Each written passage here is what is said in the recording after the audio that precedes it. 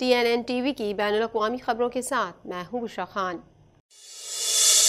Canada के वज़ीर आज़म Justin Trudeau ने उन नामों का ऐलान किया जो उनके और गवर्नर जनरल मैरी साइमन के साथ हफ्ते के रोज किंग चार्ल्स की ताजपोशी के लिए सफ़र करने वाले कनाडा के दस्ते में शामिल होंगे। मज़ीद जानेंगे इस रिपोर्ट में।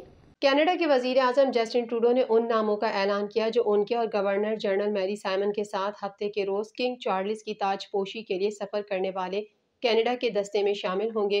ट्रूडो ने एक प्रेस रिलीज में यह भी ऐलान किया कि हुकूमत 30,000 कैनेडियंस को एहसास देने के लिए एक कोरोनेशन मेडल प्रोग्राम कायम करेगी जिन्होंने मुल्क, सूबे, इलाके या कम्युनिटी के लिए अहम शराकत की है या बैरून मुल्क कुछ हासिल किया है जो कनाडा को क्रेडिट देता है। मेडल प्रोग्राम उस वक्त सामने आया जब लिबरल हुकूमत ने मुल्का के तख्त पर बैठने के 70वें साल के मौके पर गुज़िश्ता साल प्लेटिनियम जुबली मेडल तर्क करने का फैसला करने के बाद कुछ बादशाहत पसंदों की तनकीद का सामना किया। ये पहला मौका था जब कनाडा में जुबली मेडल नहीं दिया गया था। ताजपोशी के लिए हाथ से चुनने वाला कैनेडियन दस्ता बादशाह के मफादात की अक्कासी करता है। साइंस, नौजवानों के मसाइल, मकामी उमूर, फौज और मौसमियाती तब्दीली के खिलाफ जंग से ताल्लुक रखने वाले लोगों पर तवज्जो मरकूज की गई है। कैनेडियन मेहमानों की फहरिस्त में खलाबाज जेरेमी हैंसन शामिल हैं जो इस तकरीब के लिए मुल्क के परचम बरदार के तौर पर भी खिदमत अंजाम देंगे। हैंसन आर्टेमिस 2 मिशन के हिस्से के तौर पर अगले साल चांद का सफर करेगा।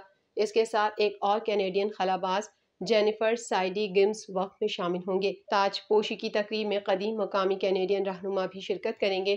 कनाडा के वक्त में कई नौजवान रहनुमा शामिल होंगे। कनाडा की मुसल्लह फौज के 45 अरकान का दस्ता एक फौजी परेड में हिस्सा लेगा जो लंदन में वेस्ट मिनिस्टर एबी में बादशाह की ताजपोशी सर्विस के बाद मुनक्किद होगी। कैनेडियन वज़ीर आज़म जस्टिन ट्रूडो के भाई अलेक्जेंडर ट्रूडो ने अरकान पार्लियामेंट की एक कमेटी को बताया कि उन्होंने सिर्फ पियर एलियट ट्रूडो फाउंडेशन को एक मुतनाज़ा अतिया के लिए दस्तखत किए हैं ताकि एक पार्टनर यूनिवर्सिटी को अपने वालिद का नाम इस्तेमाल करने की इजाज़त दी जाए। मज़ीद तफसीलात इस रिपोर्ट में। कैनेडियन वज़ीर आज़म जस्टिन ट्रूडो के भाई अलेक्जेंडर ट्रूडो ने अरकान पार्लियामेंट की एक कमेटी को बताया कि उन्होंने सिर्फ पियर एलियट ट्रूडो फाउंडेशन को एक मुतनाज़ अतिया के लिए दस्तखत किए हैं ताकि एक पार्टनर यूनिवर्सिटी को अपने वालिद का नाम इस्तेमाल करने की इजाज़त दी जाए। ऐवान की इखलाकियात कमेटी 2 अफराद की तरफ से चैरिटी को दिए गए $2 लाख के अतिये की तहकीकात कर रही है जिनका चीनी हुकूमत से ताल्लुक है। हिज़्ब इख्तिलाफ की जमातें सवाल कर रही हैं कि क्या ये अतिया बीजिंग की तरफ से वज़ीर आज़म ट्रूडो की हिमायत हासिल करने की कोशिश थी। अलेक्जेंडर ट्रूडो ने फाउंडेशन की जानिब से अतिया के लिए दस्तखत किए थे।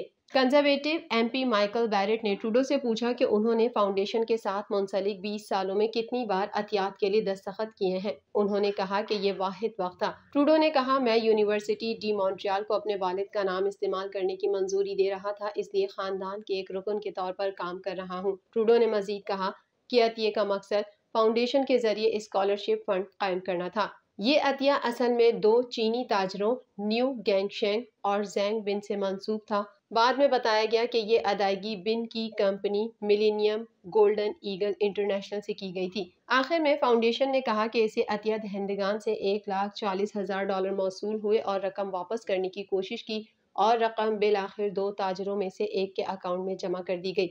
अलेक्जेंडर ट्रूडो ने पूरी समाअत के दौरान कहा कि फाउंडेशन चीन की तरफ से किसी गैर मुल्की मदाखलत की कोशिशों का हिस्सा नहीं है। उन्होंने कहा कि मैं ये कहने से डरता हूँ कि ये वक्त का सिया है। यहाँ फाउंडेशन में गैर मुल्की मदाखलत का मसला नहीं है। ट्रूडो ने कहा कि वो चंद बार डोनर से मिले। उन्होंने बताया कि जोंग बिन से उनकी पहली मुलाकात 2014 में हुई थी, इससे पहले कि उनके भाई की लिबरल पार्टी हुकूमत बनाने के लिए मुंतखब हुई थी। 2016 में जब ये अतिया मंजर आम पर आया तो बिन तनाज़े के मरकज में था। अतिये को हतमी शक्ल देने से कबल बिन वजीर आजम के साथ एक लिबरल फंड रेजर में मौजूद था। कनाडा रेवेन्यू एजेंसी के मुलाजमीन की नुमाइंदगी करने वाली पब्लिक सेक्टर यूनियन ने वफाकी हुकूमत के साथ एक आर्जी मुआहदा किया है जिससे टैक्स के सीजन की तकमील के फौरन बाद 35,000 कारकुनों की हड़ताल खत्म हो गई है। मजीद अहवाल इस रिपोर्ट में। कनाडा रेवेन्यू एजेंसी के मुलाजमीन की नुमाइंदगी करने वाली पब्लिक सेक्टर यूनियन ने वफाकी हुकूमत के साथ एक आर्जी मुआहदा किया है जिससे टैक्स के सीजन की तकमील के फौरन बाद 35,000 कारकुनों की हड़ताल खत्म हो गई है। एक मुमकिना मुआहदे का ऐलान कनाडा की हुकूमत और पब्लिक सर्विस अलायंस की एक अलग डील करने के बाद सामने आया है जिससे 1,20,000 से जायद सरकारी मुलाजमीन की हड़ताल खत्म हो गई। PSAC की यूनियन ऑफ टैक्सेशन एम्प्लॉयज की नुमाइंदगी करने वाले CRA मुलाजमीन विफाकी टैक्स जमा कराने की आखिरी तारीख के 2 दिन बाद भी हड़ताल पर थे। यूनियन ने बुध के अवाइल में धमकी दी थी कि अगर आजिर ने मुनसिफाना मुआहदा नहीं किया तो वो जुमेरात को ओटावा में लिबरल पार्टी के कन्वेंशन में खलल डालने के लिए अपने अरकान को भेजने का मंसूबा बनाएगी। अपनी ही रिलीज में CRA ने कहा कि वो PSAC इज्तिमाई मुआहदे से बाहर टेलीवर्क पर एक आर्जी तस्वीर पर पहुंच गए। उसने कहा कि दोनों ने मजाजी काम के इंतजामात पर हिदायत का जायजा लेने और मुलाजमीन के खदशात के बारे में कमिश्नर और डिप्टी कमिश्नर को मशवरा देने के लिए एक पैनल बनाने पर इत्तेफाक किया। रवां साल के पहले 4 माह में अमेरिका को फिर से डिफॉल्ट का खदशा हो गया है, जिसके बाद अमेरिका मजीद $726 बिलियन कर्जा लेने का इरादा रखता है। मजीद अहवाल इस रिपोर्ट में। रवां साल के पहले 4 माह में अमेरिका को फिर से डिफॉल्ट का खदशा हो गया, जिसके बाद अमेरिका मजीद $726 बिलियन कर्जा लेने का इरादा रखता है। अमेरिका के सर भी दिवालिया होने का खदशा मंडलाने लगा। शरह सूद 16 साल की बुलंद तरीन सतह पर पहुंच गई। शरह सूद में इजाफे के बाद अमेरिकी मंडियां गिर गईं। डाउ जोन्स, S&P और नेस्डेक में मंदी देखी गई। अमेरिका के सदर जो बाइडन ने हिकमत अमली के लिए 9 मई को इजलास बुला लिया है, जिसमें कांग्रेस के मेंबरान शरीक होंगे। अमेरिकी फेडरल रिजर्व ने शरह सूद में 0.25% इजाफा कर दिया, जिसके बाद शरह सूद 16 साल की बुलंद तरीन सतह पर पहुंच गया। गैर मुल्की मीडिया के मुताबिक अमेरिकी सेंट्रल बैंक फेडरल रिजर्व ने शरह सूद में 0.25 बेसिस पॉइंट्स का इजाफा कर दिया, जिसके बाद शरह सूद 5% से बढ़ाकर 5.25% पर पहुंच गया। रिपोर्ट के मुताबिक इस इजलास में कर्ज की हद पर बातचीत होगी। गुज़िश्ता दिनों अमेरिकी वज़ीर ख़जाना ने खबरदार किया था कि अगर कर्ज की हद ना बढ़ाई गई तो 1 जून तक अमेरिका दिवालिया हो जाएगा। कांग्रेस कर्ज की हद बढ़ाने या हद को मुअत्तल कर दे। अमेरिका की वज़ीर ख़जाना जैनेट येलन ने एक बार फिर तनबीह करते हुए कहा है कि अमेरिका के डिफ़ॉल्ट होने का खदशा बदस्तूर मौजूद है। जेनेट येलन के मुताबिक अमेरिका 1 माह के दौरान डिफॉल्ट कर सकता है। 31.4 खरब डॉलर कर्जे की हद पर फौरी इकदाम किए जाएं। गैर मुल्की मीडिया के मुताबिक अमेरिकी वजीर खजाना कांग्रेस को जल्द कानून साजी की अपील भी कर चुके हैं। यूक्रेन के सदर व्लादिमीर ज़ेलेंस्की ने रूसी सदर व्लादिमीर पुतिन पर किसी भी किस्म के ड्रोन हमले की तरदीद कर दी है। मजीद जानेंगे इस रिपोर्ट में। यूक्रेन के सदर व्लादिमीर ज़ेलेंस्की ने रूसी सदर व्लादिमीर पुतिन पर किसी भी किस्म के ड्रोन हमले की तरदीद कर दी। गैर मुल्की मीडिया के मुताबिक यूक्रेनी सदर ने फिनलैंड के दौरे के दौरान प्रेस कॉन्फ्रेंस में कहा कि रूस के सदर पुतिन पर हमला यूक्रेन ने नहीं किया।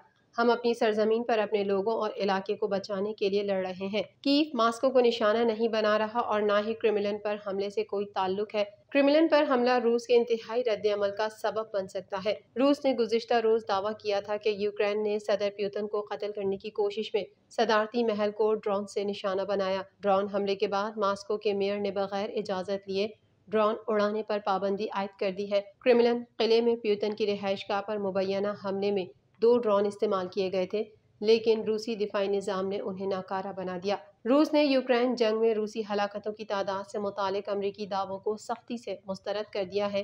रूस के सरकारी नशरियाती इदारे टेस के मुताबिक रूसी ऐवान सदर क्रेमलिन के तर्जुमान दिमित्री पेस्कोव ने CNN से गुफ्तगू करते हुए बताया कि अमरीका का यूक्रेन जंग में रूसियों की हलाकत की तादाद का दावा हवा में कही गई बात की तरह है, जो सरासर गलत है। दिमित्री पेस्कोव का मजीद कहना था कि अमेरिका हलाक शुदा रूसियों की सही तादाद बता ही नहीं सकता जब तक रूसी वजारत दिफा की जानिब से आदाद शुमार जारी न किए जाएं। वाज़ेह रहे कि रूस ने सितंबर के बाद से कोई हलाकतों की तादाद शाया नहीं की। सितंबर में जारी करदा रूस के आदाद शुमार के मुताबिक यूक्रेन जंग में तकरीबन 6000 रूसी फौजी मारे गए थे।